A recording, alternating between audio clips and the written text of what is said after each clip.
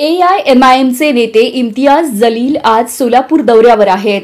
त्यांची पत्रकार परिषद सोलापूरचे AIMIMचे नेते फारुख शाब्दी यांच्या निवासस्थानी पार पडली.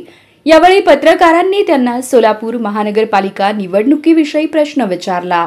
तेव्हा त्यांनी MIM सोलापुरात फारुख शाब्दी यांच्या नेतृत्वात लढणार असल्याचं स्पष्ट केलं.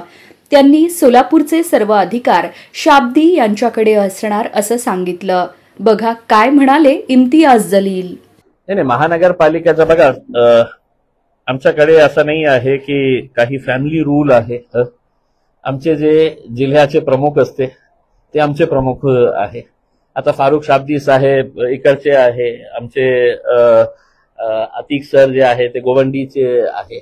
ते आम्हाला प्रस्ताव देतील आणि त्या अनुषंगाने एक गोष्ट मात्र नक्की आहे, जसं मी ऑलरेडी घोषणा केलेली आहे, पूर्ण ताकदीने आम्ही महानगरपालिका, नगरपालिका, जिल्हा परिषद, पंचायत समितीचे इलेक्शन्स आम्ही लढणार आहे.